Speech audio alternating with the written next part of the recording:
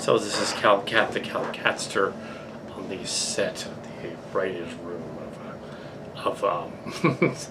of Starship Locations Legacy, Star Trek Legacy. I was going to say a Star Trek Legacy. That would be the show. This would be a parody of it. Yeah, I've seen some of the footage from the various. So I am back a couple hours later.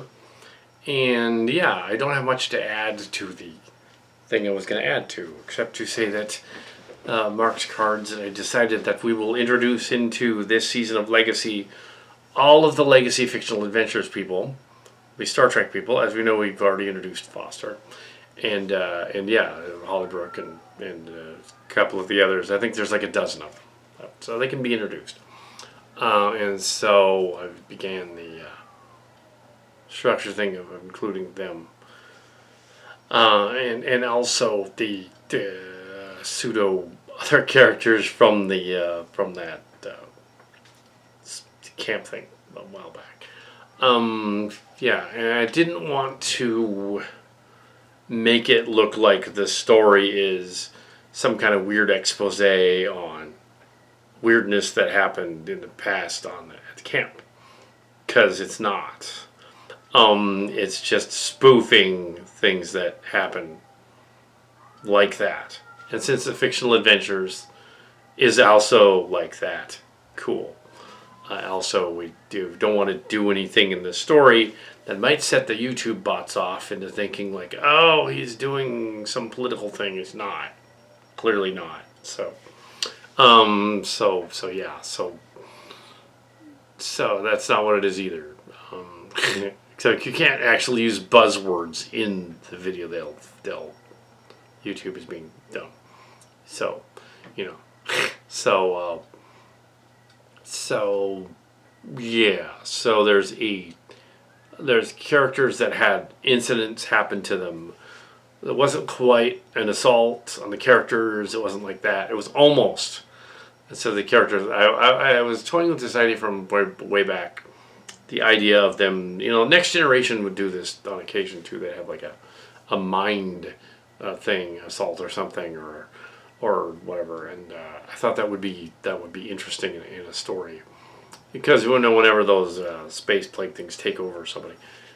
Since the last one was about the crew catching an ailment that messes with them, I thought this one should be about the crew losing their free will in some way. Because it's Borg, they go to a Borg planet. But it's a weird Borg planet where things are different. This weird Borg planet, so that's what it's going to do. Also, there were behind-the-scenes meetings with characters that were involved in the story, and also with Mark's Cards and some others. And it was decided that if you're going to do a story sort of mocking the stuff that happened, even with some of the principal anti-heroes that actually exist in real life, don't actually mock them for real. Use your fictional adventures characters in sort of as a reflection of that, sort of like classic Star Trek would do with life in general. I know that makes it very vague, but I want to make it very vague. So, are there characters that are similar to those heroes and anti-heroes in real life? Yes, there are. So I went through the character things. I was doing other stuff that had nothing to do with writing the script in the meantime. So yeah. After consulting the two main consultants on it, including the one that's the anti-hero, not about the incidents necessarily. There were some incidents that happened on the set that were just going to say like, okay, yeah, they apologized, they made up for those incidents. So we're not going to go there, but we are going to say like, okay, well, we should, no, we're not going to riff on other people. That's mean. But instead, let's give the fictional characters a similar incident that happens, right? And we'll say like the fictional characters go through this, but it turns out that our anti-hero in the story didn't really mean it. He or she or them were going out And they didn't really necessarily mean to be like cringe or something. It was just that's how they act. It ain't cool, and they're called on it in the story. That's what it's about. So there's cringe actions happened in real life. This is a reflection of that. It wasn't me, it was other people, and observed it, and how is best to observe that and put it in the story. Decided that how we should observe that in the story is the same way we observed some other similar scenes in last episode, in that we give the characters of which were cringed upon a counseling session with a scene with the captain or the counselor, and we put that in there, sort of like we did in some previous ones as well. And we give them a session where that person, not the author, but the person in the story, discusses the power play that might have happened or the incident that might have happened or whatever, and that they then the captain is clearly wiser and knows things, and the captain goes on about how there's not protocol for a Starfleet person to be cringe, whatever. And what is that like there? And while this weird character called Lascivious of Borg is running around, and he's got some kind of pheromone powers, and he's making the crew act randier. They don't want to act randy, so they're acting randier. So there's this weird dichotomy going on where you don't want to break the tension in the fourth wall and make this. This is not going to become Deadpool and Wolverine and be bloody. No, absolutely not. Couldn't do that anyway. And this is not going to become a KS story either, and it's not going to become dirty and raunchy. Just suggesting things off to the side that could happen, and that just exacerbates and inflates the blowing the incidents out of proportion, basically. So you have characters that were behaving inappropriately that are called on it, and you have characters that were called on it by the people that were getting behaved to the captain. And then you have to turn around and you find out, some of them actually show up in the story. And they are not the real people. They are fictional adventures and semesters. Other people that are similar in personality, so they show up. And these are the people. There's no real misunderstanding with who they are in the story. We're going to say the fictional adventures characters do show up in this. And that, I know it's all vague, but I can't actually say the real people because that's messed up. So no, these are fictional versions of some story events that happened that are in the story, that are reflective of this camp thing that happened. And since I'm not technically a counselor, I'm not breaking confidence or anything, because I'm not mentioning real names and stuff, and I'm changing events around and stuff. Coach, not counselor. That's different. I'm not mentioning names. I'm not saying who they are directly. They're well, I guess some of them kind of have similar first names, but yeah, you wouldn't know that's what's going on. Only the persons with the first names might be able to, if they're watching, be like, oh, he's doing a thing about the, okay. That's kind of funny. Just so he doesn't go cringe with it. That story did happen, and that's what happened with me and the other counselor person. Yeah, that is what happened. And yeah, he nicely, kind of solves that story arc, and almost the cringe incident. We want to include some tension, some drama in the story. There's real drama in there. Also, Mom would approve of including some real dramatic tension. So, but it's fictionalized. It's heavily fictionalized. The similar, the events. Everybody's of age. Everybody's on board. Just so you know, everybody's of age in the story. It's just a matter of space, giving space, and boundaries. It's about boundaries, basically. The story's about boundaries. The Borg influencing them, making them, doing that. Your overall story arc is basically how do they fight this thing that's encroaching on their boundaries. I think that's kind of interesting. Last episode, they fight a giant Teddy Ruxpin, and there are no boundaries. They just go there. What is this? Now that they've been in Borg space for a while and they find the Borg planet, what's because the Borg are invasive. They come in and they zap you and assimilate you. So what would be a how would they avoid that? That's kind of an interesting idea. And how can they go further into the Sillian version of the Borg, where it's more like a virus? It's more like a weird space corrodence virus, cooties kind of thing. They are of age, though. They are of age. But it's juvenile because of where it originated. The board of Silly Trek is an early version of the Borg, which almost predates the Next Generation itself, before the Borg even the Next Generation even existed. And it was part of the Silly Trek role-playing game. And we were high schoolers, and we were kids back then. And so that's just how it works. Even though the Q zap us to meet Picard and crew later on in the story, and naturally that would lead to that happening out there, where there would be other characters. Now everybody's grown up, encountering that kind of thing. So yeah, it's a little vague, but I think that's what we're getting at. And also, I thought of the hilarious joke, well, sort of meta joke at the end of the story, when we've met some of our semester's pseudo-villain characters who are basically just copies from the other stories. Well, there's Chimera, and there's Pathfinder, and there's Key Draconis, and they all have their versions of semesters. So they have their own versions with their own cloned characters from the other story. They also have a TMS version. They have a Jung Swan version too. TMS version. Marcel Sporty's version as well on those plans. And they have an Evergreen and a Pine Hill, and they all that, because these other Sillians copied. They're copies of copies. They're fakes. They're KOs.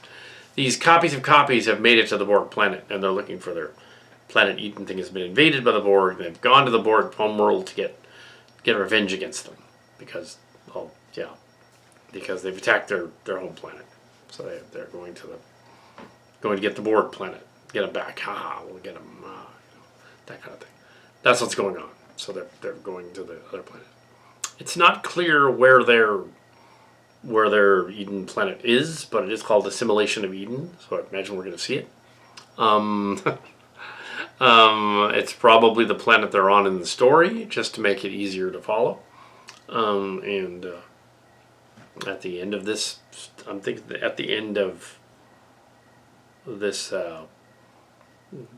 movie, we get all the semesters people together. After we get the pseudo semesters people together, we get not William Hollybrook saying the immortal line, but rather Ariana Foster saying the line, and she goes, semesters assemble, like Avengers Assemble. That's a joke. That just ends right. Dun, dun, dun, dun, dun, dun, dun, dun. And then of course I'll start doing the bars of the music. So that's either in this one or it's earlier on, maybe just in chapter 2. Maybe that happens. But yeah, the main crux of the story is we get to know our main characters through incidents that happened to them recently in their past. But keep in mind the story is set 5 years from now, and yeah, so what's happening to the other characters that already happened a long time ago. So yeah, the nothing really horrible happened. No, it wasn't like that. It was more like misunderstandings and stuff, and people overstepping their bounds in their authority, that kind of thing. Yeah, nothing serious. There wasn't the RAPE word or anything. It wasn't like that. Yeah, it wasn't like that. It wasn't me. It wasn't me. I merely observed it, commented on it. I was not involved in anything like that. That would be creepy. I wasn't being cringe. So yeah, there's yeah, and the those of us who are in coming up with a Star Trek story agreed that we can include some of that in there, just as long as we don't humiliate each other too much. It's fine. We can use it because everything's been resolved, so that's why we can use it. Okay. Yeah. As a yeah. And it's kind of after the fact, like a month later, so it's a little like, okay, well, does it even, yeah, it's not really relevant in the story, but for the characters, for them, it's relevant. And bringing the fictional adventures people back is great because it's the 30th anniversary of that show, and sure, why not bring them back, and because they're in the Sillian stories right now, so bring them back. So we have some of them come back, and one group of 4 of them come back, and then another group of 4 of them come back, and we'll see what's going on. I'm assuming that in the next story afterward, because this is like a trilogy of movies, and this is a script that's going on. It's not even done yet. It's a script, and I'm assuming that in the third one, we run into the Gemelt-like Fanil guy in the third one, and he becomes the villain on the other planet. I'm assuming that's what happens. The third one, they go back to this planet that got assimilated and go help it.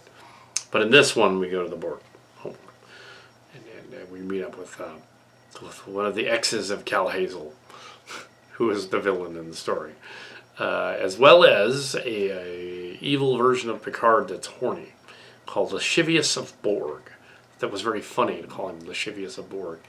But in this version, it's sort of a KS thing. But in this version, we don't see his KS lover at all, because don't want to do that, don't want to go there.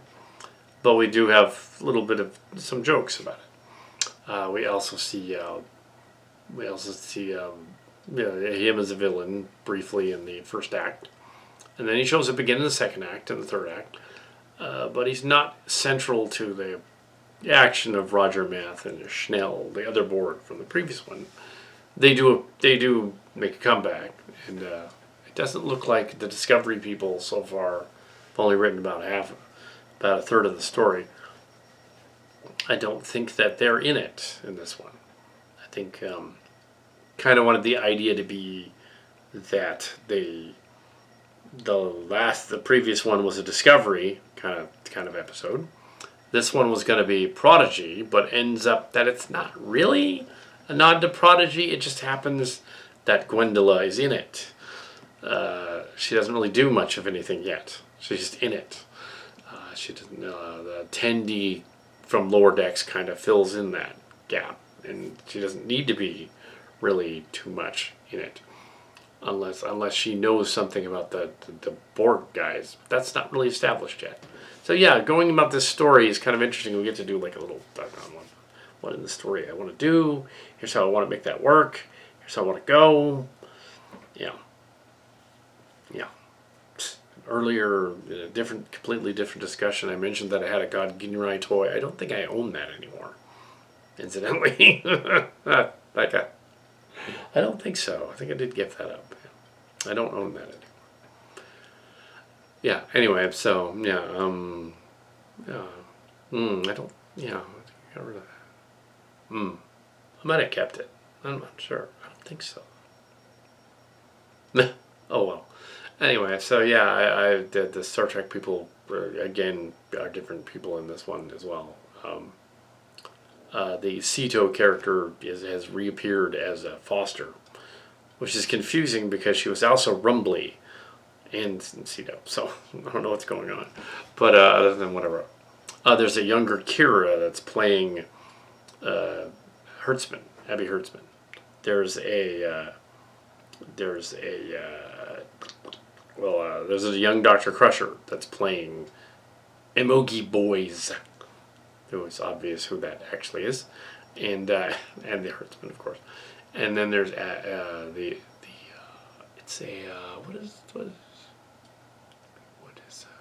there's another one called Abby Wood. It's obvious who that is. Who was playing a little too obvious who that is. He was playing the another fictionalized person. She is And also they just kind of ended it. So, yeah,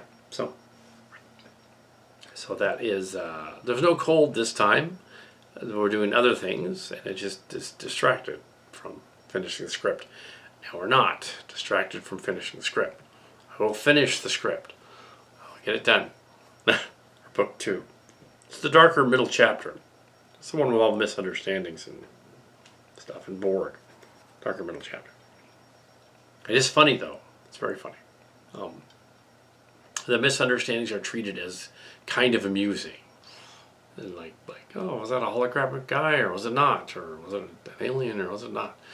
And yeah, we don't want, yeah.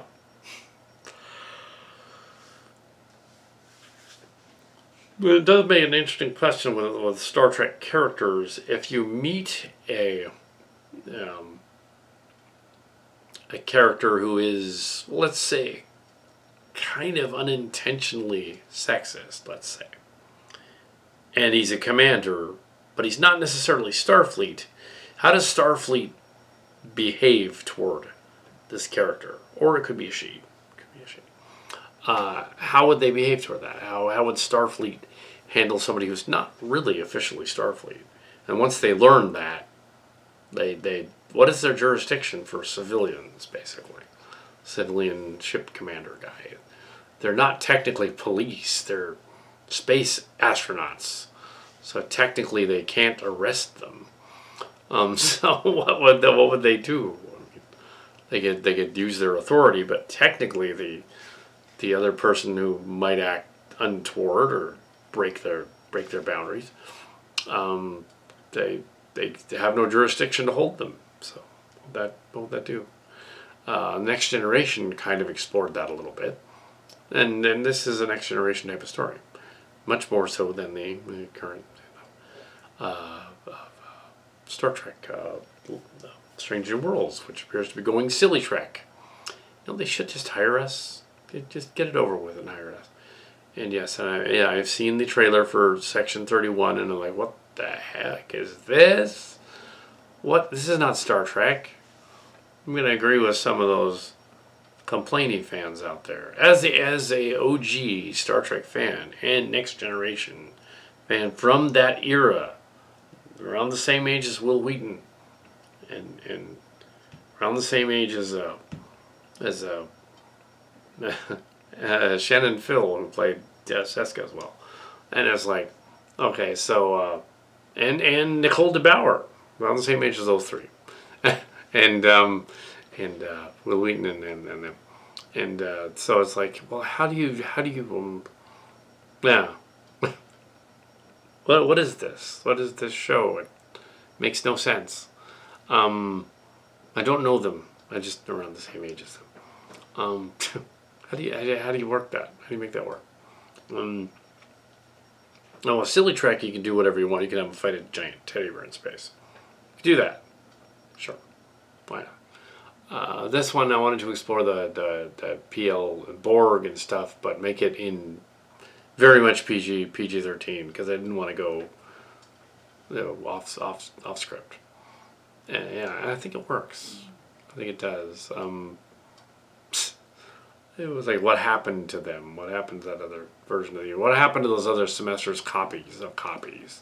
And copies of copies get created in Sillian space, because if their thoughts create reality, and they simply want to make another planet where they've basically done the multiverse thing, and they said, okay, we want this planet to be a little more darker and more heroic or horrific, or we want a lighter heroic planet, or we want this other planet that just has similar events that are slightly different, where we want to explore that. It's a cheap way of filling in characters and story motivations that clearly, when the Sillian Realms stories were written, it really should have been about one planet, Miriam, or one planet, Earth, and that's it.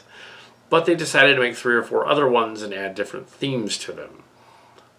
Cheap way of making a lot of books really quickly.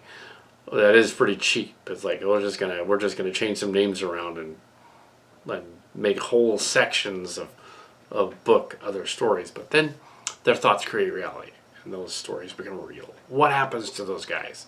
that are essentially rejected. I like how Prodigy this season looked about that, went into that. They went into the Sillian Realms idea. They went there.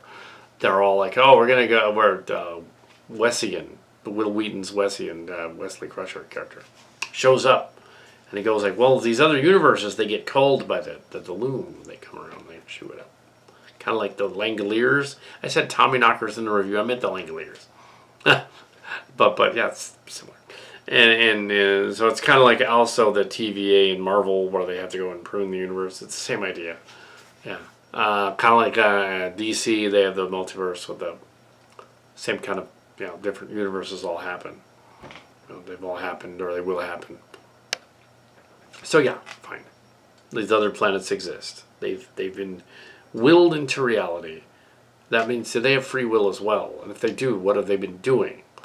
So these other planets have been left behind in the series, and those people are real. Then they know they're real, and they think they're real, and they come out and they're like, that's what I was hinting at earlier when in the story, Kestra has this discussion with the counselor, and it's like, wait a minute, is it a holographic character, or is it merely a copy of somebody that's been copied?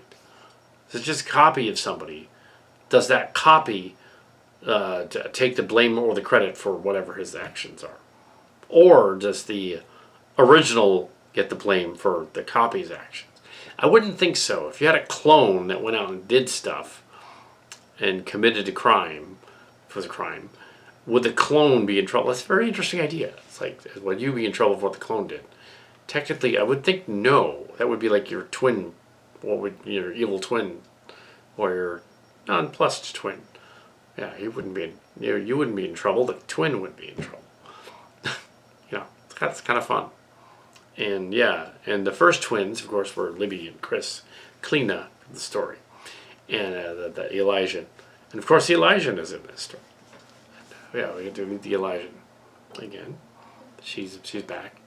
I'm assuming it's the Elijah from the other timeline who was pulled into this timeline. It's that girl.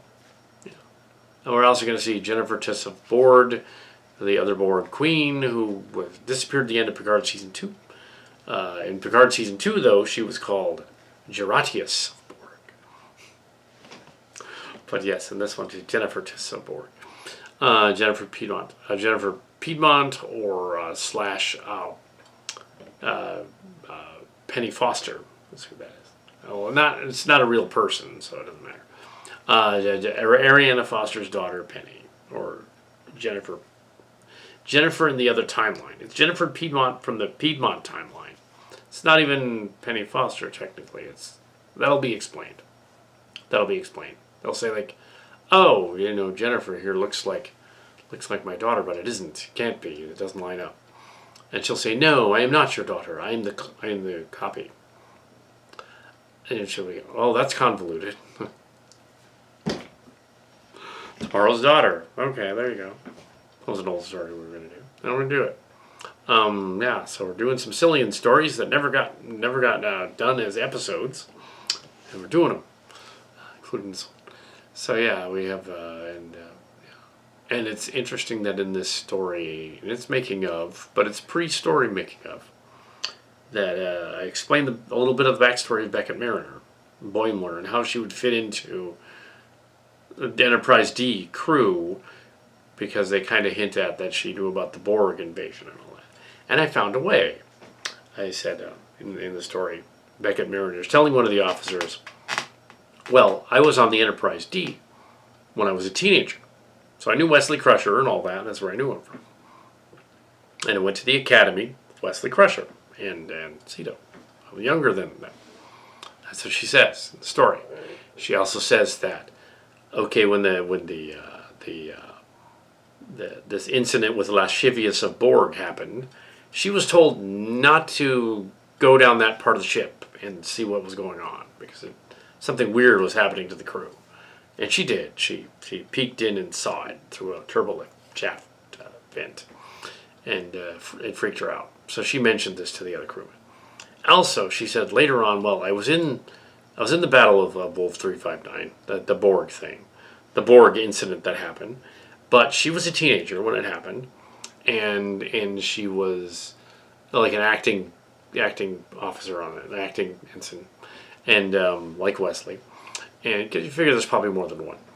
And she was a young, yeah, and after that battle in 2366, the parents left the Enterprise. However, she went into the Academy in 2368, so that lines up just fine. That's where Beckett Marin is from. And now it's 2407 in the series. It's over 25 years later, so we'll see what happens. Well, it's from June 68. No, it's 30 years later. No, so happened.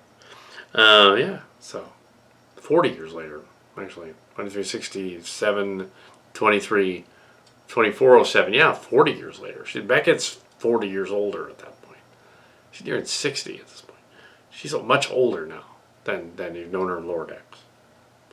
But she is modeled after Mike McMahon's sister, so we can't do anything horrible to the character. We're not about to humiliate her or anything. And ergo nod, watch the preview trailer thing. Season 5, and get a glimpse of the San Jose captain and other things, the goofy stuff in there. I'm sure they're going to throw a Mark's Card reference in there. They're going to have to. They're just going to have to. But it seems that Mark's Cards is over at Strange New Worlds, too, as well. Certainly a Vulcan transformation virus. That's bizarre. It sounds like something Mark's Cards would do. So he's involved somehow. But I think that was actually supposed to be Scotty in the background in that preview, and not Mark's Cards. But it's Scotty. I think it was Scotty. Yeah. That wasn't Mark's Cards. That wasn't him. No, it was Scotty. It's supposed to be Scotty. So yeah, he hasn't. Mark's Cards hasn't even seen season 2 of Discovery of Strange New Worlds at all. He's seen all the seasons of Lower Decks, and so this is Calicat, the Calicatster, and this is another making of thing. Started a little late, on the 30th of July, on the story here, and I thought it would be interesting to show the making of a Star Trek fan film story added to the making of when you get to the actual story when it's done. Because I thought that'd be different. It's like, well, what goes behind the scenes of a story? Here's a particular story where the crew go to a Borg planet that's also interfacing with a planet from the Picard LaForge fan film slash stories. And how do you do that without making it a slash story? It can't really be a slash, obviously not. So, yeah. And with all of the well, not lasciviousness, but with all of the quirks of the stories, discussions, and offhanded things from the camps thrown in there as sort of a plot device in the story. You have this really nothing event that occurred several times that being blown out of proportion in the story, because the command staff is like, well, because it's comedy, going into the story, that there's a certain character in the story, right, and he's kind of like a Kirk teddy bear. So it's a flirty Kirk teddy bear guy, but he doesn't know his boundaries. That's basically what happened. It's really nothing. It's not. It really wasn't anything. And the Kirk teddy bear is actually one of the consultants in writing the story. So it's not like he's like I'm misogynistic or something. Not at all. He didn't aware of what he did. Yeah. So let's play the story. Let's do that a story. It's funny. Not in the story, consultant in the other story. We can't say who these people are. That makes it really confusing, I know. But yeah, we can't. It's not me.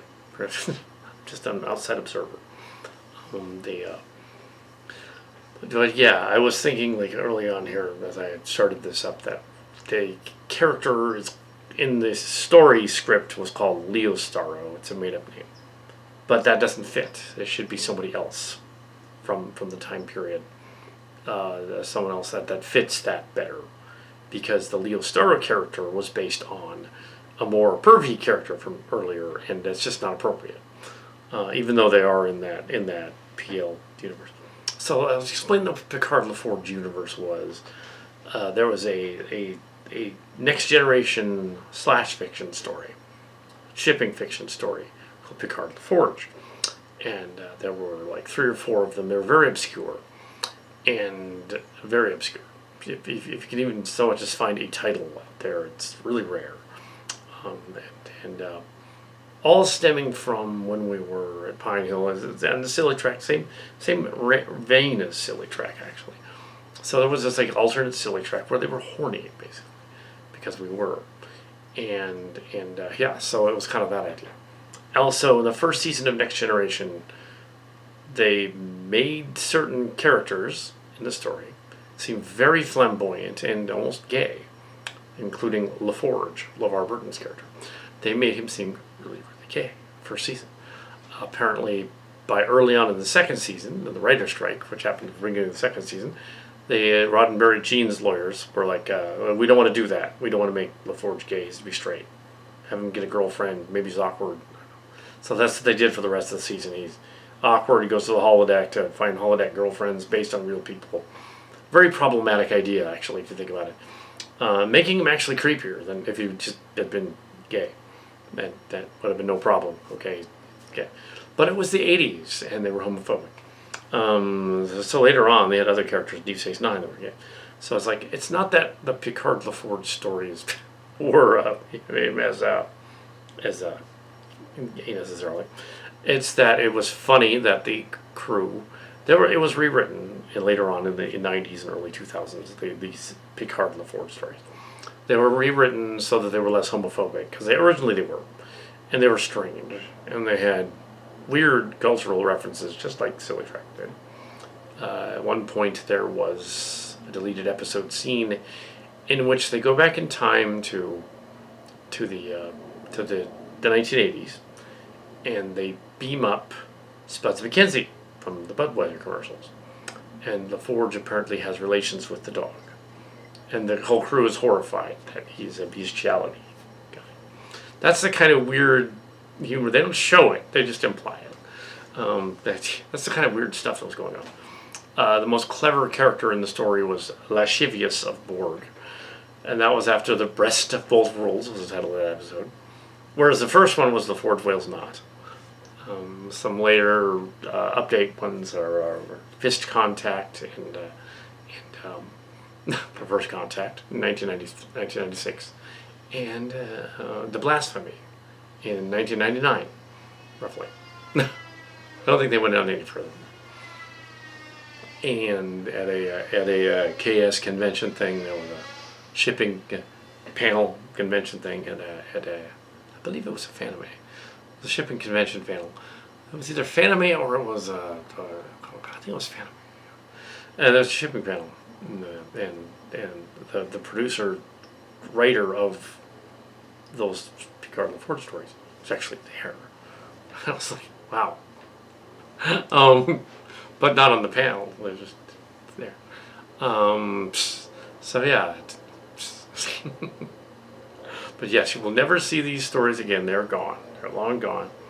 But the idea of a lascivious Star Trek has been around since Star Trek, the original series. They've done several Randy episodes of the original Star Trek, so it's completely within the canon that there's an episode where Spock got horny on the planet. There's an episode where the whole crew got drunk and horny. There was a Next Generation one where they did the same thing. They were a Lower Decks episode later on in the current series where they all had what amounts to a space orgy. They pretty much were doing that. They didn't show it; they just implied they were all. All their clever parts were hidden behind tables and things. Yeah, so they're not doing that here. It's not going that far. It's still PG, but in the story. But they are having a lot of fun with implication, misunderstanding, sitcom-y kind of stuff. Tawny Newson of the new show Lord X is doing apparently writing a sitcom. They should just do a movie about that. Not a show, a movie, a TV movie. Because you can't do much with rice after you've done it once. That's it. You get nothing else. A movie. And they're kind of, and what's weird is the Section 31 preview is kind of doing the same thing with Section 31 set on a racer-like planet, but it's evil. It's like you're kind of already doing that. A nightclub is not that interesting on its own. It's not an actual real nightclub, unlike a sci-fi nightclub where things are happening. You can't hear yourself even talk in there.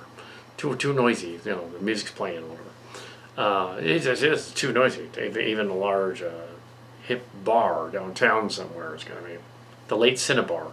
Even in there, you're going to be like, you can't hear yourselves talk in there. It's not like in the movies where somehow you can hear the guy hitting off on the barmaid. You can't. You just have to shout. It's ridiculous. Yeah, I need to do that. So here we have our main female protagonist characters going on about the bear-like guy in the story, right? They like him though. So the oddity is though that he shows up, of course, and he's charming enough that he's Leo. So he's kind of like this, and Kirk. He's charming enough that he can get away with it, and not skeezy enough that they kick him the balls. So there's like this fine line that's being skirted with the character in the stories. They don't kick him with balls. But yeah, he's not quite he's a Lothario character. He's a Romeo. He's once was apparently suave and really good at getting girls. And now that he's obviously this character in the story, it's not really based on anybody, loosely based on somebody. Is married for like 30 years or 40 years or something, and is clearly no longer capable of actually scoring, so that's why they trust him, because he can't score anymore because he's married. Thrown into there are the single characters from semesters and some that aren't.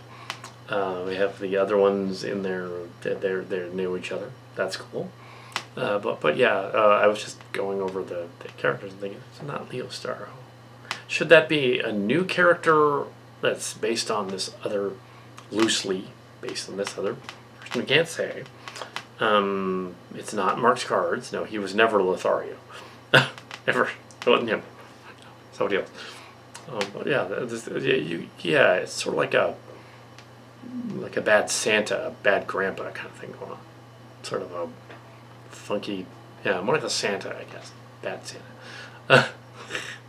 But more like a Lothario. It's like a Casanova. An ex-Casanova. What is a Casanova like after they've been married for 30 years to one girl? I don't know. What do they act like? The Casanova. And we made the mistake early on of a similar Lothario Casanova, Igini, being grafted to another Igini, Michael Igini in the story, these two other characters. They were supposed to be completely different. So that episode of Chimera where they were together and then they were separated in the stories, they should have never been grafted together by Sillian space.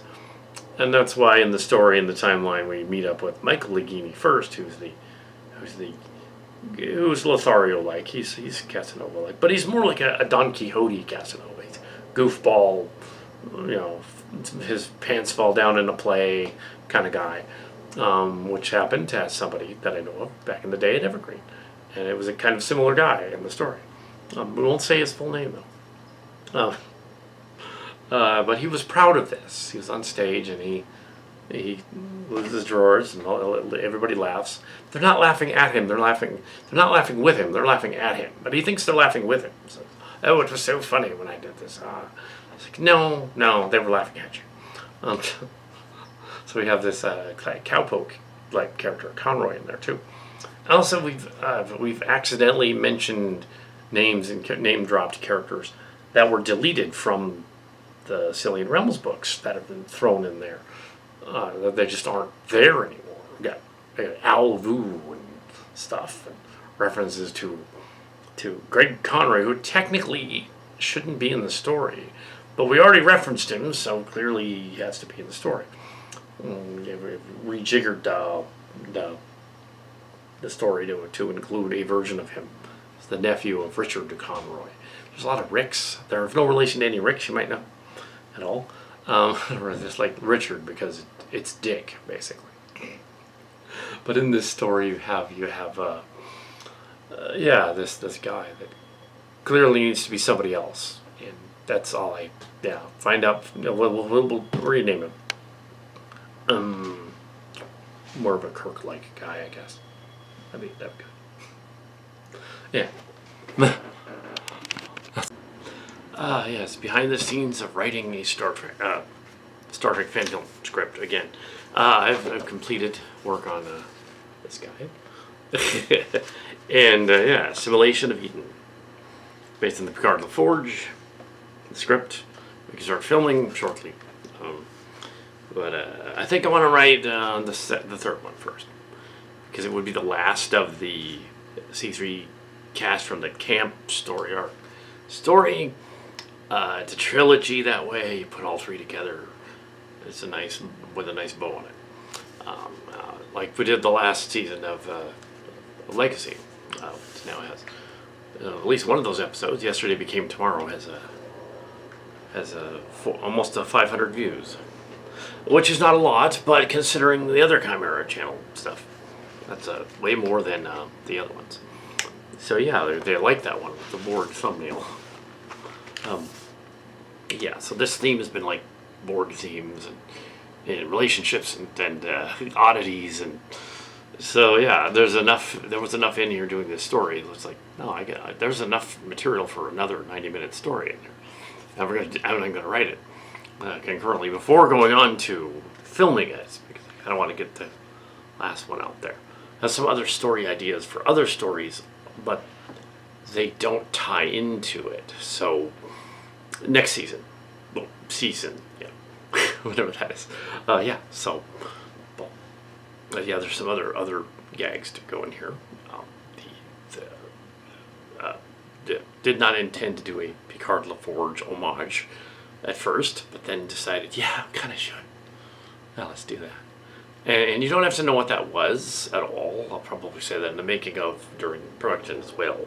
They explain it enough.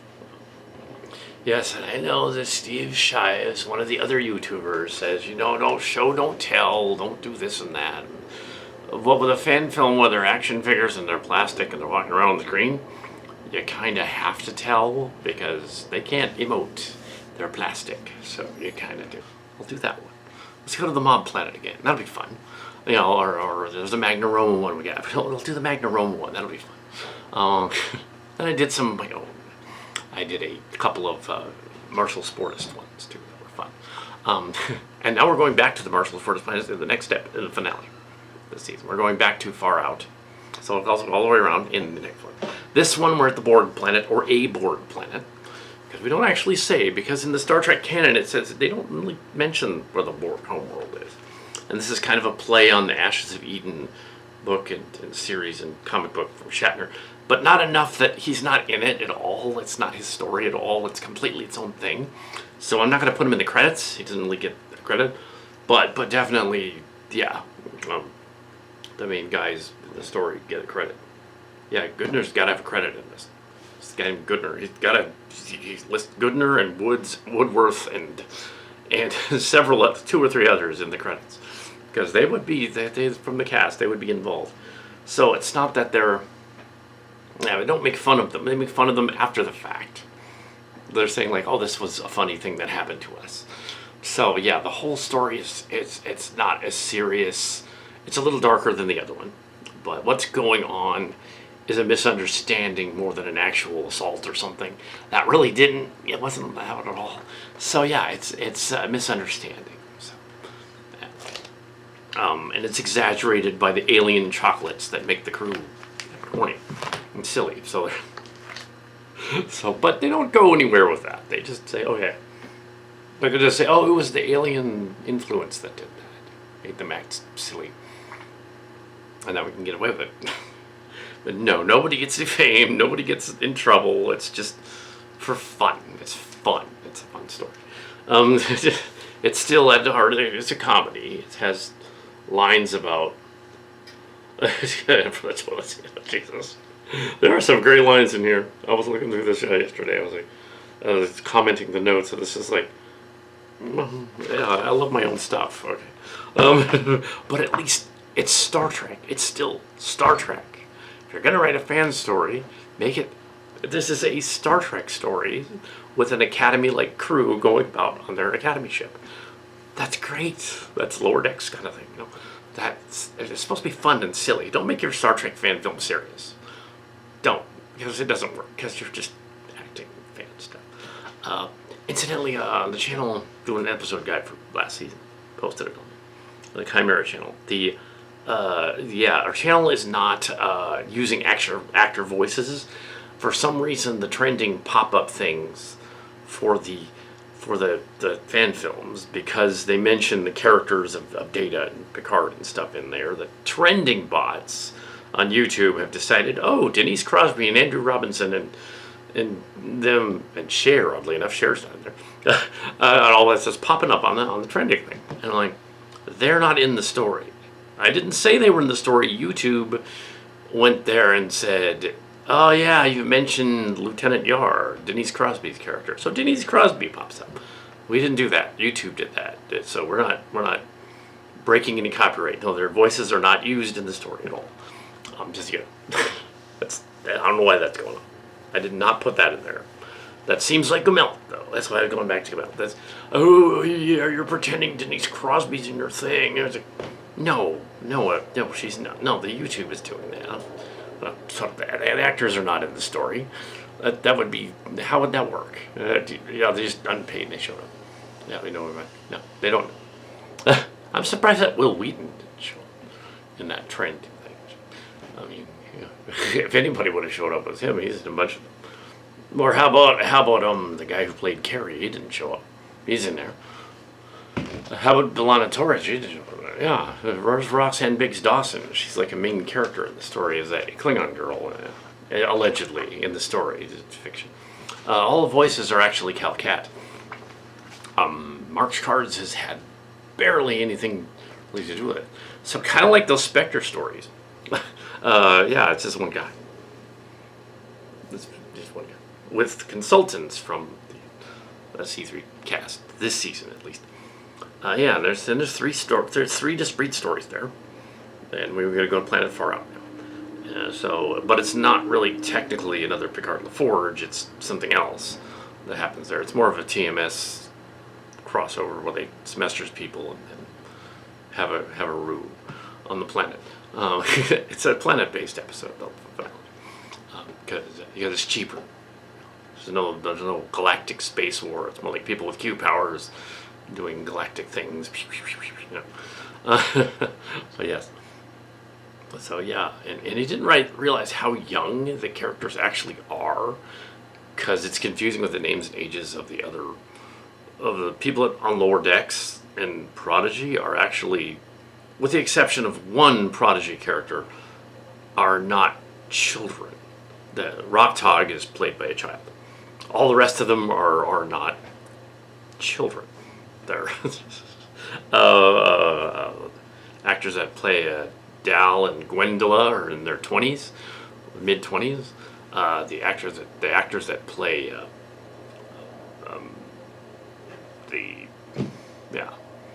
Mariner and Boimler and Tendi and Rutherford are in their late 20s, early 30s actually, and they're playing characters that shouldn't be cadets anymore. They should be commanders on the ship, but for some reason they're playing cadets. And it is confusing because Tawny Newsome, who's the actor that plays Mariner, is going to do a sitcom spinoff.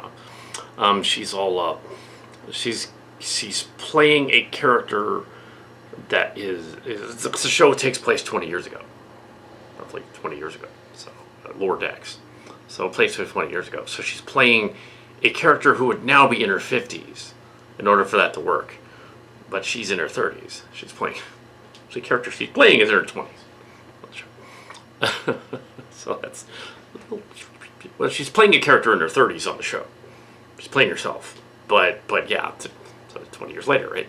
So, but she still would not be an ensign or a lieutenant. She'd be higher up than that. But yeah, she wouldn't be lower decks at all.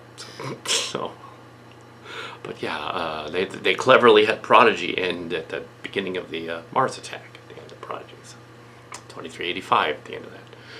It's because that one also takes place 20 years. And what's interesting is the Chimera stories, which give us some lower decks and lower decks and Prodigy characters 20 years later, in their 50s, including Gwendolyn and the other, and Mariner. Mariner's the captain on the ship in this season, in this series, fan film series. She's the captain. Yeah, she's a female captain. So anyway, so yeah, it's not Tani Newson. Her voice is not in it. It's Cal Cat doing a voice. She's not in it. Just Paramount, just but she's not involved.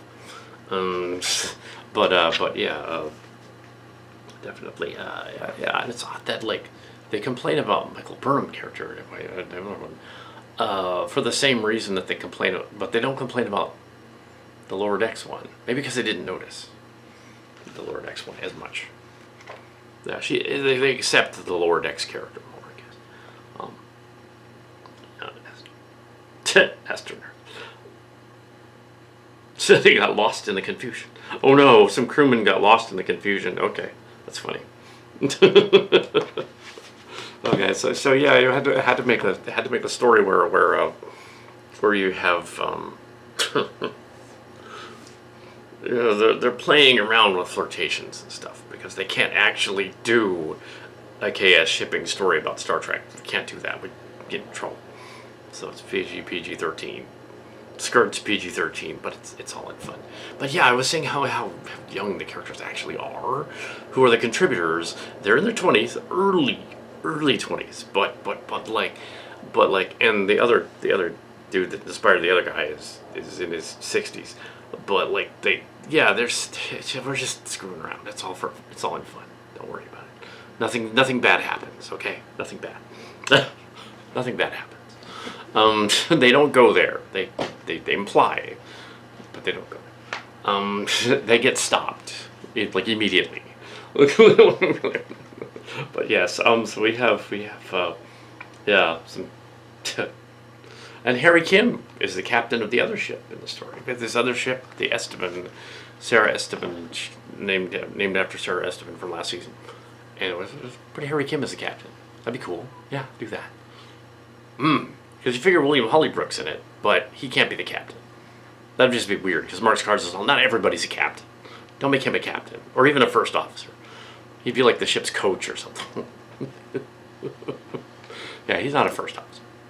Although the banter between him and his ex-girlfriend, Ariana Foster, in the story is on point, and it's delicious, and I need to do more of it. So the next one, that's the end of the story, all the semester people line up on the transporter about to beam back, and he goes, "Semesters assemble." And it's like, oh no. So they have to go to far out. They have to go to the Andover. Next episode, the finale, 2-part finale movie is season finale. I'm sure there will be more of those, so don't worry. Because Lower Decks starts in October. So we want to wrap these up in August and September in time for Lower Decks to be in October. We'll do another one, but usually we flip the script. Usually we'll do like a bunch of movies in one series. We'll go to your other favorite series. Yeah, Transformers. I have to do at least one Transformer thing. It won't be a trilogy though. I'm thinking, and there's no script yet, but I'm thinking I'll probably be the Carter again. Carter. An original story instead of the fan stuff off the internet. We're always inspired by that stuff off the bad stuff. That's great. But there will be inevitably probably a 4th Star Trek though in October. So yeah, it has something to do with Jim Bridges' story. It has something to do with the Milt's story too. But what is it? What is it? Find out We'll see what's that is. Maybe it's another of those distant destiny things. Maybe it is. We've already done the spoof of Gamel's pitch story. He approved, so it was for as long as it was on Amazon and it wasn't released as a episode. We already made fun of that, so we did the pitch story. We did a pseudo pitch as well in another story, Pitch at Valerian. It was a different kind of pitch though. Referencing him, I think we referenced him. He was in that episode, so he already has appeared as a Sillian character. So because the people that we know about also get included, even if we don't know them personally, which is kind of spooky and weird. But we address that in here too. How can we know about the PL and Picard and LaForge? It makes no sense. Well, it turns out that Mariner has a connection to that. Mariner was on the Enterprise D during when that happened, and she just knows because she wasn't supposed to see, but she looked, she peeked, which is a nod to Nimoy peeking to see the priest doing the Vulcan salute, which is a funny connection to that. I don't know if I'm gonna bring back Michael and Saru in the third one. Maybe we'll see. I'm not sure, but they were just there for fun. So we'll see. I guess that's fine as long as you can get the work. Now that's one way to be famous and get your pitch. Sleep with one of the producers. No, don't do that. No. And they sort of spoof that in here. They have this guy who's their guy, the Leo Star character, who's not actually doing anything wrong. He's just kind of an old school guy. He's a little touchy. Shouldn't be. It's not cool. But in the story, this old school guy is not right. Misogynistic a little bit. And he gets called on it in the story. And the character that he's inspired by is totally on board. He's like, yeah, that was really stupid. Put it in your story. It'd be kind of funny. But yeah, just don't use my real name. Yeah, so, but yeah, I'm doing that kind of stuff. Yeah. Mark's Cards is really, really not like that kind of stuff. Yeah, it's somebody else, obviously. At one point, he says something bad in front of the crew, this Leo Star guy, and he goes, "Oh, no, you didn't hear me say that." And then the commander lady replies, "The entire bridge heard you say that." Don't. See, yeah, so it's fun. It's the whole bridge heard you say that. So yeah, it's not. Yeah, we've got to do another one with this guy because it's funny. And we got to bring his counterpart in there from the other universe. We got to bring in Conroy's got to come. Cowboy Conroy's got to come back because he has to. Speaking of what, I can use all kind of swear words for you, but the funniest one is Doofenstrafen, which don't mean nothing, but it's kind of a mispronunciation of a Germanic word. It's got to be in there somewhere. Doofenstrafen. Dumb, dumb pretzel guy. Basically. Yes, if you use swear words that don't make sense in English, you probably get away with posting it on the YouTube channel in the comments. Dinkelbarinspinkend. You feel, what's that? You get that it's a swear word, but you get that the guy like wanted to say it so no one would know what it was. But it's obviously it's sort of like in Battlestar Galactica with a frack instead of banging. Although oddly enough, it's German. It's frick. It's frickin'. It's the same word. You get it. Yeah. The Picard LaForge story. Yes. So you have the flamboyant Picard in here, known as Lascivious of Borg. He's been assimilated. And you have his flamboyant ex-lover, on again lover, LaForge. Who in this version of LaForge, in their timeline, the first season of The Next Generation was only one, diverged from the flamboyant Q episodes, and it diverged so that they were fruitier and weirder and just out there. The later versions were also made the pale stories to be just okay. They're not. It's not that it's a gay joke. It's that they're just Metro. They're just into everything. They're just into everything. As if I would say, I've done everything. So they haven't really. They don't show it in the story because that'd be gross, but they imply it. And that the sex comedy, they imply things without showing it. Yeah. and Donnie Newson announcing she's going to do a sitcom. I don't know how that's going to work because we're already doing that. Ours is a Star Trek sitcom. That is what it is. It's like, so March Cards is all okay. Where's the semesters in fictional adventures, guys? Do something about that. See, I was wondering about the Piedmonts and all that. They'll be there. They'll be there. Yeah, I have some ideas. I didn't know what those ideas were a week ago, but I have some ideas what I can do with them. But yes, and the names are confusing. The Jody and the James, and the Jane and Ariana and all that. All those names are very confusing. We won't explain that. We'll just just have them show up. You could even have the Mariner action figure go, oh yeah, I played Jody in that other episode. That's all you need. Because I have story talking about the characters. Yeah, that's all you need. I played this other character. Yeah. Okay. And it actually works, because how old would that character of Jody in the story be? Well, let's see. If she was born in 1989, which that was established in an episode. Jody was born in 89. It's now 2024. How old would she be? Well, 35, 36. That works. Yeah, almost 37. Yeah, it totally works. Yeah, it works. She could be. Could be her. Absolutely. So just have her just randomly go like, oh, I was Jody in the other time. Nope. Oh, okay. But the planet messes with you anyway, because I watched that Code of Ethics episode. We have been to Far Out before in an earlier mission, chronologically in the series 4 years ago, in 2304, roughly 2303, 2304, 2304. It was. Yeah, 2304. So 3 years ago. We were there in August of 2304. Now it's going to be August. Now it's literally 2 weeks later in the script, in the timeline. They've arrived at the planet. Because we wanted to get them off the board planet and home at the end of book 2. And have everything solved in that for that episode.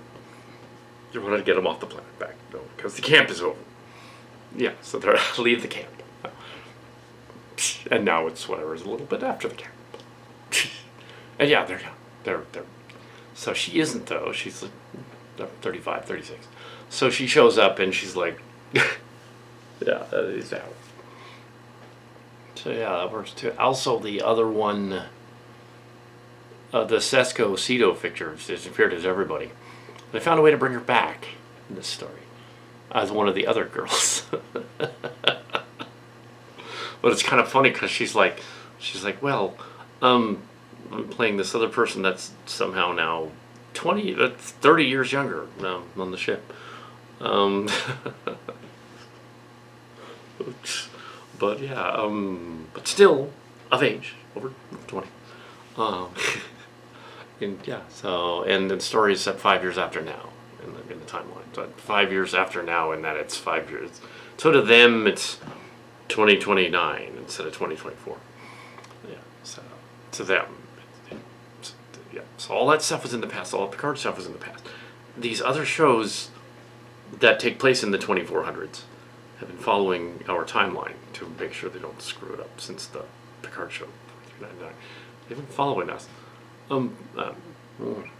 So even though Gamilt has the influence of still having his old stuff up online still to this day, and people still thinking he pitched, but he didn't.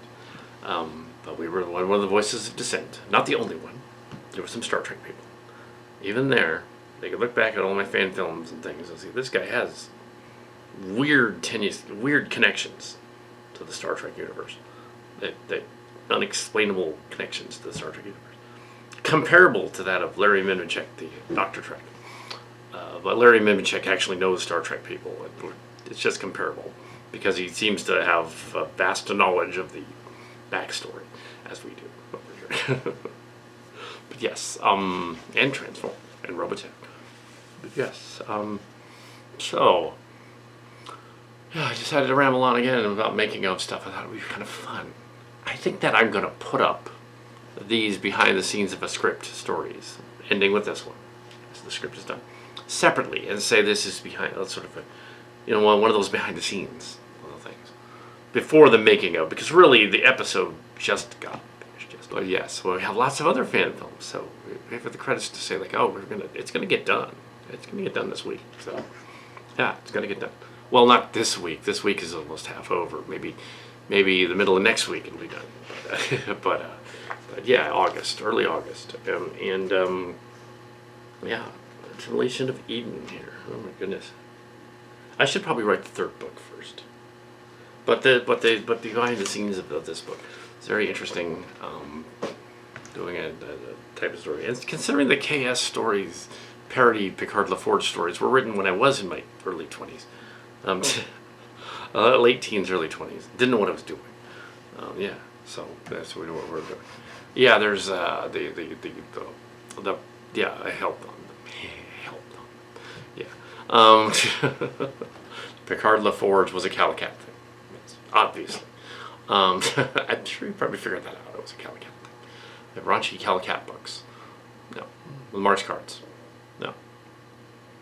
During the same time as Silly Track. Yeah. Yeah. My senior year, but it wasn't technically his because he wasn't yet of age, so you couldn't say, yeah, that would have been a little weird. That's why I keep mentioning of age stuff. Because Mark's cards wasn't 18 until 1992, and yeah, so yeah, I mean, this was years ago. Nothing weird happened. It's just we were being gross. I thought it was funny to be gross. Yeah, CM is just the author of those stories. It's MC Kim. It's MC Kim. Jane Piedmont. It's Silly Kelly's sister, Jane. That's who it is. She wrote them. Yes. But yes, Jane Piedmont, Jane Foster, Jane / whatever. Inspiration for Jane Foster. Ooh, see, it goes full circle. Yeah, so this is behind the scenes of making a Trek story that's going to become a fan film. A nod to the legendary Picard LaForge / stories. PG-13. I'm sure there are some fans of them, the original ones out there. That might be in the distant webisodes somewhere. They may be like, wait a minute, they did a PG-13 Picard LaForge? Those stories were not PG-13. Oh, I don't want to watch that. Oh, well, you're probably very few and far between. Making a PG-13 one is fine because you don't want to go there and get kicked off YouTube. Even if it is action figures. It's not going to be most offensive video. We don't have anything to do with them. We did a parody of them once, but we don't have anything to do with them. Yeah, we did a spoof and it got pulled. Mainly because of the songs. Yeah, we did the song, imitation of the song, the Peanuts song, so well that YouTube flagged it as you are using the actual Peanuts song. You can't do that. Copyright claim. Wow. Well, really? So I won't do it now because copyright. But yeah. So there are no actors in Star Trek involved in Starship Chimera and Starship Locations. The ads are just the trending ad thing is popping up, going like, oh, these names were mentioned. Well, that's not what's happening. There aren't any voice actors from Star Trek. That would require payment of people. No, we're not paying anybody because we're not getting paid. We're not making any money. No AdSense, no ad revenue. It's not a studio. Yeah, this is definitely not a studio. Yeah, so yeah, it's kind of like it's smaller than the old one was, and even though it's bigger, I don't know how that works. It seems smaller. It's a little bigger. Square acreage. A little bigger. Yeah. So it's my little rant cast on that to add to the adventures of the making of a fan film. Nod to Picard LaForge. And trying to explain away the unexplainable story stuff where the characters are behaving a little untoward to each other. But that's because of the space virus. Yes, that's it. Yeah, the space virus. But then they make up afterwards, so it's fine. Nobody. Then how would you do that otherwise? You'd have no drama in the story. You'd have. Okay, see, unlike Strange New Worlds, where they're acting out of turn and they're acting really bizarre, in some cases, turning into Vulcans in that pilot. Yeah, it's like, yeah. Although, somebody did comment in the Strange New Worlds review thing saying, actually, Navy brats tend to act like that, so that it kind of is accurate if they're young Navy brats. I can confirm this. Or nephews in the Navy. So, yeah, they kind of do act like that. Well, some of them, yeah. And not to the commander. That's what's a little weird. It's like, okay, Christopher Pike's supposed to be the captain. He's not supposed to be acting like he's one of the kids on the bridge. He's supposed to be command of the bridge. And they're supposed to be professionals. Okay, that's true. But when they're off duty, they can totally act insane. No, when they're off duty, that's fine. But yeah, the bridge staff shouldn't be talking back to the captain unless it's silly track. Yeah, there's a massive influence of Starship locations in Chimera in current Abrams Trek. It's everywhere. Prodigy, Stranger World, the other ones, yeah, everywhere. To the point of that, I think that I'm pretty sure that Camille guy has read my dissenting reviews and watched them on the YouTube and thought like, okay, this Calicut guy, he a lot of his stuff is actually, when I watch Discovery and these other shows, more so the other ones, a lot of it does seem like stuff he thought of from his fan films. He probably watches my stuff, and he's like, what did he actually know some people back in the day, and they're still like they're out there because it's weird. Like, no, not very well. Just from conventions. Yeah, conventions. Some of those Star Trek people were very friendly and gracious at conventions.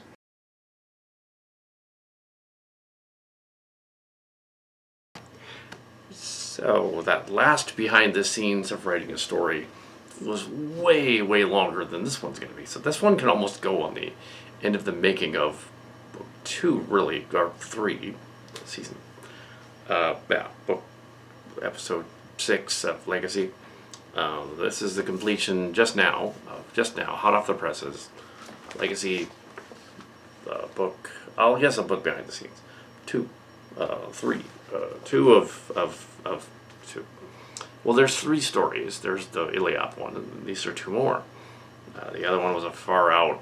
They go to the board planet and they do that. And this is the other one was a Picard LaForge homage. This one continues some of that. But they go to the Picard LaForge planet. They go to far out in this one, which is the fictional adventures planet, and they sort of combine the. It's Andover. It's not the Miriam planet. It's not the Miriam planet with Evergreen State, although it is similar. There's a similar semester stuff going on there. This is the far out one.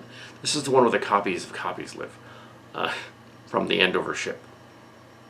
The Miriam planet and the other one are, I guess the Miriam and the other ones are copies of them, aren't they? So these are the Andover original one. Yeah, it's kind of vague as to how that happened. It's a little convoluted, but I think what's going on, having looked back at the stories and stuff about an Andover story, is that those they're, according to the lexicon of the Sillian space, around the year 2087, several years after decades after World War III, the aged version of Cal Hazel and John Halter, in their hundreds, decide, oh, we're gonna make a fleet and rescue humanity, or maybe they're part of an expedition that's going to rescue humanity, because at that point, warp drive has been around for 27 years, since 23, 24 years since the time of Cochrane, Zephyr Cochrane. You know. They even had an early warp ship to Lithia in 2040, that kind of thing. And so there's a fleet of ships. Andover is one of the ships. and it's an earlier one, so it's launched earlier, and therefore slower. It's probably a Warp 2 vessel, and it gets to far out. It's probably a Warp 5, actually. Warp 4 or 5. It's slower than the other ones. It gets to far out this distant planet in the series. And on the ship, they have people living in a generation ship, like For the World is Hollow and Touch the Sky, and like Robert Heinlein's Common Sense and Universe, but without the misogyny. A little bit of the misogyny. Lion Star is kind of the character from those books. Actually, think about it, kind of is. Not intentionally, but unintentionally, Lion Star. But we have his foil as well. We have a cowpoke version of cowpoke. We have the return of the guy from that. We have Conroy, Rich Conroy, the cowboy guy who shows up, and his nephew is Greg Conroy from the other dimension. So we have this dimensional weirdness thing going on with the ship. So the idea is that another ship got too far out ahead of the ship with faster warp drive. It left later, but it had faster warp drive. It got there, founded the planet, and it kind of made a mess. So the Andover ship shows up. They help save the remnant of the colony. And they're kind of zealots and cultists and stuff like that. And they're actually, the irony is that of the crew of the Andover, they're the more moral ones than the ones that were on the planet. They're the ones with some Christian values and family values left over. And some of them aren't, but some of them are. And there's many races and religions and groups on the ship. They've been engineered by the computer system, the Blue Lady, in the story. There's a computer. They often do that in science fiction. Going back to Forbidden Planet or further back, Forbidden Planet, in that one, the Anima device was trying to kill them, but no, she's not trying to kill them in this one. She's trying to save them, and they jumbled the inhabitants of the planet because they're so entrenched in 80s and 90s culture, which is funny on the ship, that they believe that the early 80s to 90s. Well, they are influenced by the Miriam people after they reach 2363 and 64 and have cultural contamination from various other planets in the galaxy that was saved. The other human colonies, then they become more like the 90s and the 2000s and the 2010s and the 2020s. So they evolved, and they found out Earth is still alive and all that, from the Enterprise D and all that. Star Trek is real in that universe, and Q's are running around and stuff. So they've manifest a reality that is Star Trek. It's very meta. So that's funny. In the story here you have all that. You don't need to know all that backstory. They do go into it. It's a classic sci-fi trope. They have to go down to a ship to find where the computer is to reactivate it to stop the bad guys that are attacking the planet. Let's say a bad guy. They're looms from season 2 of Prodigy. But they're sort of powered down a little bit. They're not as, well, they are deadly, but not as much. We have cameos by all sorts of characters in here from the fictional adventures and semesters. It's mainly a Hollywood Foster story. It does have Perkins, it does have Crenshaw, it does have the other ones from the classic show. But mainly it's Hollywood Foster, and it's and inspired by the neighbor down the street, Sparman. We have the cowboy guy giving Leo Starwood advice on being a man, which is funny. Stealing lines from that guy, and other goofy things like that. We also have the Abbeys. In the story, there's some Abbeys and an emoji. They're not technically. They're obviously not the kid Abbey from the church. No, it's the 20-year-old ones. That's what represents them. Not the kid. No, the 20-year-old ones and their friend. And they're represented, but they are Sillian versions of them, Woods and Emoji and Hertzman instead. There are the adult ones, of course. And the previous story, it dealt with, we'll call him Leo Starr, and his boundaries issues. That's dealt with in this one too a little bit. But now it's played for a joke, because in real life it was played later for a joke. So it's this little skeezy kind of joke, but it was a joke. So or at least it was played off like, oh, that was nothing. He didn't mean it. Yeah, well, maybe he didn't mean it, but keep your boundaries. So we have this Godfather character in the story as well, who it turns out is supposed to be old Cal Hale, but when he was younger, which is funny. So we have this weird sort of you don't need to know all that. All I need to know is like, okay, there's a story. They go to a planet. They have to stop a villain that kind of appears in the second act.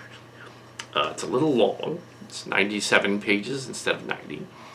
But because he came up with some great ideas, cameos and stuff. Note that in future, this is not going to be nearly as long as that other one. Note that Fictional Adventures and Semesters, that story was encouraged by Mark's Cards, of course, was a sequel to On Location, the series, On Location, the Pino, but done as a fictional story, almost a shipping story. It was a shipping story, so it's related to the shipping of the other story. Captain Estrogen was a 90s comic series that failed. There were only a few strips in the paper, in the school paper, in Evergreen.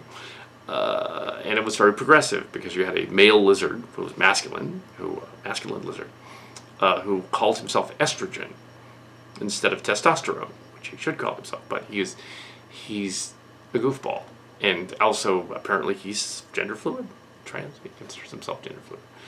And he's a Lithian, so we have some James Blish, although James Blish did not write the Star Trek books so much. He wrote some of the novelizations, but then his family members wrote the novelizations of the later ones in the animated series. But that's fine. So we have this next one was written very quickly, over a course of a week, blazed through this act. That means that Calcat is capable of writing a 90-minute movie script in 5 days. In 5 days. You can do it. But as Mark's Cards pointed out, there's a lot of people that can write a script that fast, but he couldn't, of course. But the problem is that when they have script writing in Hollywood, like for the troubled 8 years in going Star Trek 4 or 14, they can't seem to come up with. The producers mess with the script, and I'm sure the head writer guys are really good at writing and can crank out a script in 5 days, but it may not be that great. It may be terrible. I don't know, but it probably is good. It's very, very funny, very, very funny story. So even though there's boundary issues, it's a joke in the story. There's no rapey things going on. There's no assault. It's just a joke. They're not, And there's even homoerotic gay jokes, but they're played for that. There's one character that Mark Scarson did an ew scene where he's like, oh, this ew. He's grossed out by the gay guy. And the gay guy goes like, ew is not a pejorative, and he's like corrects himself. And he's like, oh yes, it's not. I use it affectionately. But yes, and then there's a Mark Cards scene in there where one of the characters, he wrote a scene, it's in this story, so there's a little bit of Mark Cards in this one.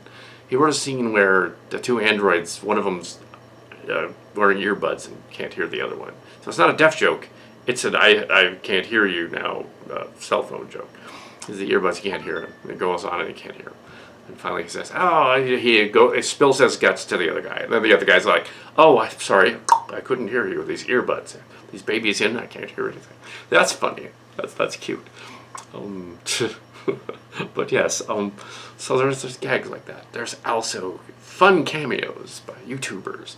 They're not really in the story. I just thought it would be funny to include parodies of them because the planet saved everything. Saved the entire internet, saved entire internet culture on this misfit ship, the Andover, to save that part of humanity. And of course, the older people were like, the other people that were elders were probably like, no, don't send that ship with all the goofy stuff. Then all the goofy stuff spreads all over the universe. It's like, no, that's a good thing. Yeah, there's got to be quirky stuff. even if it's the end of the space war. It's got to be quirky stuff. Spend it out in the galaxy. So, anyway. But these, we have a cameo by a parody of the Horror Geek, a parody of the Google Translates mistranslation lady, and a parody of Lindsay Ellis, who we've wanted to have a parody of on the show for like 2 seasons. And yeah, this is funny. She gets to ramble about because the loom creature kind of looks like the protagonist in one of her novels. It'd be kind of funny if she said, like, wait a minute, that creature kind of looks like the creature that was in my story. A little bit, yeah. But it's evil and wants to kill me. Oh no! When she starts yelling at the creature and saying that Yoko didn't kill the Beatles, it's a joke from one of her videos. And then it eats her. But that's just a joke. That's funny. It's funny. Go on it. But yeah, that's just a gag. There's lots of gags. It's a funny finale. It's not as dark as the last one at all. Their chant is to chant old lyrics from semi-dirty Cal songs, but only the lyrics that weren't so bad, because ProTube would flag it. And they have a misunderstanding there, because that's what it's about. It's about misunderstanding this season. It's about Eden-like planets with goofy misfits and misunderstanding. That's what the whole season's about. And we come to this weird Eden for misfits planet, basically. Paradise for misfits. Yes, you could say paradise for fools. You should have called it that. We couldn't. Fool's Paradise came out a year ago. We can't call it that. Somebody already thought of that, so we can't use that. We were gonna use it as the first one, but that became the Iliad one. And all is well at the end. It's like a Midsummer Night's Dream, but it's not a dream. And we have an alien Q power, powered up preserver progenitor lady. That's in the story.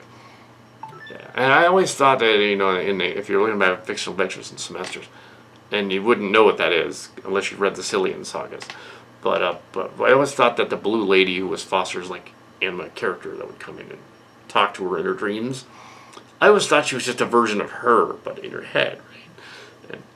And that's the case there too. So, yeah, they just never explained it. I didn't think we had to. I mean, obviously, if she's dreaming about some character in her dreams, it's her.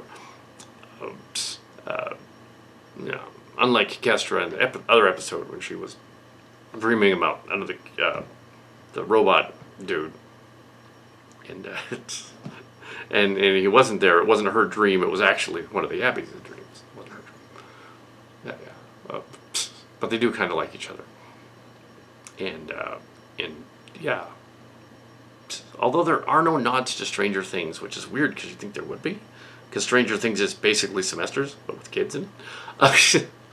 But there's no nod to Stranger Things. There is sort of a nod to Stranger Things, because I referenced the never-ending story scene from the Stranger Things, from season 3 of that. Except we do it a little different than they did it. I'll just say a little different. I won't want to give it away. It's misheard lyrics and then reheard lyrics, and then it's a little different. And then they realize, the character is just like, you mean all I have to do is do like Beetlejuice and say it 3 times and you'll come back, like in the Fantasia in that story. No, that would be silly. Okay, do it. Okay, I'll do it. Moonchild. But it doesn't work at first, and Moonchild's like, no, wait. Say it louder with conviction, like you mean it. But I don't mean it. That kind of stuff.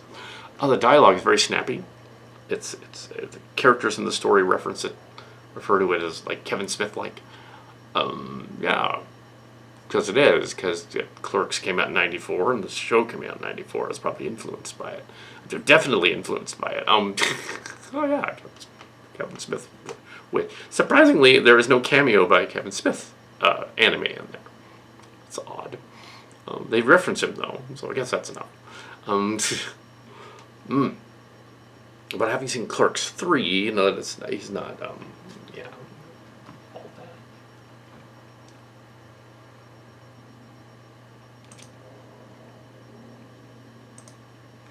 Okay, so yeah, that's. I think that's it for now. I'm not making this very long. This is the second story. It wasn't rushed. It was like we knew what we're gonna do. We knew what was gonna happen, and all of the characters in the story representing the characters are all on board. So yeah, it's like in the credits should be the guy that, you know, kind of their last name should probably be in the credits if you want.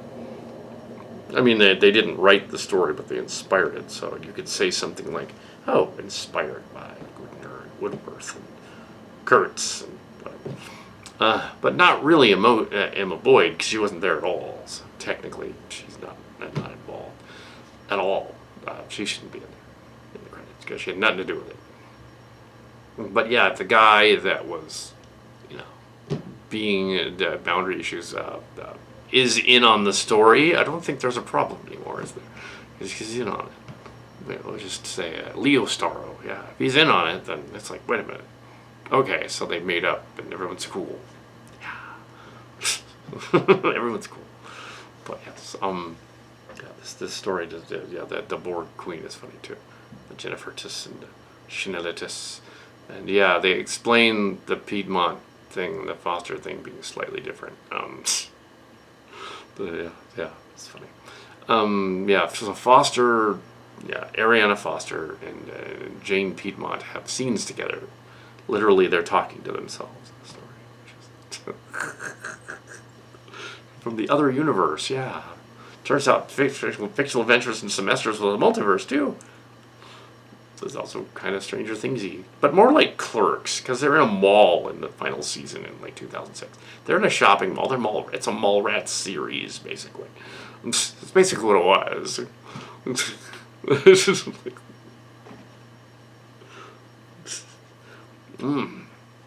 yes, and it was heavily influenced by the Clerks cartoon series.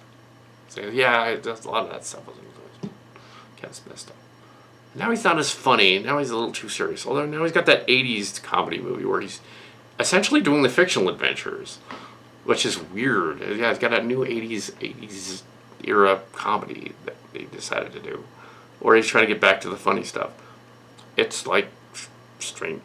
It's less Stranger Things and more Semesters. He's doing his own version of Semesters. I hope I'm enlisted in the credits, because I should be. He's doing Semesters. He's doing the story of Wendy McKinley, basically. That's cool. I'm on board. But he probably didn't put me in the credits. Hopefully he references me somewhere. It says, "Oh, did Cal Cat write this?" They should have a book that says Cal Cat wrote this. Ad Brown wrote this. It'll probably say Brown, because real name. Either or is funny. Either or is funny. I don't have a walk-on cameo in that or anything. I should. It'd be funny. But no. I really, yeah. But yeah, that would be kind of funny. Who would I be playing? My brother? That would be weird. Playing Robert? Yeah, that'll work. I'll look anything like him. What are you doing here? Get out of here. Yeah. No, that wouldn't work. Anyway, so, yeah, that's my behind the scenes of Starship Locations Legacy, the Andover incident. Andover was a storybook series of On Location, Starship Location. Starship Locations took it over and made it their own. Well, we put it in Starship Locations, and it worked better there. We did one Distant Destiny story. We've included one of those in there. We've done versions of Starcrackers, of Spaceman Guards, included them in there, and the Space Time Ice stuff.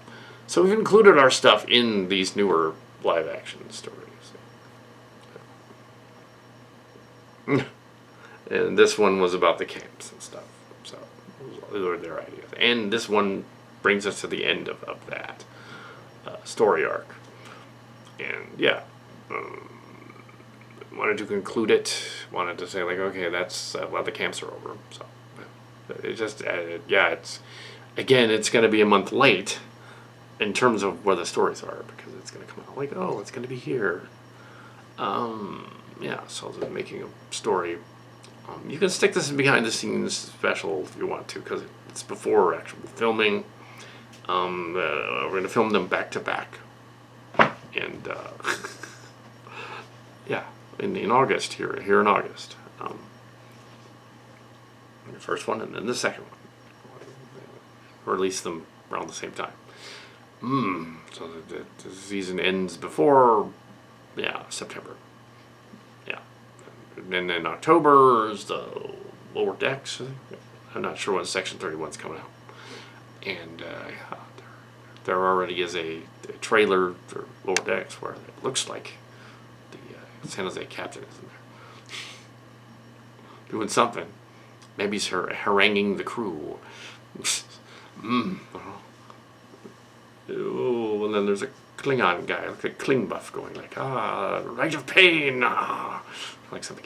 That kind of sounds like what's his name? Sounds like a Morton Roadkill doing that voice. It's not, but it kind of sounds like him. The rite of pain.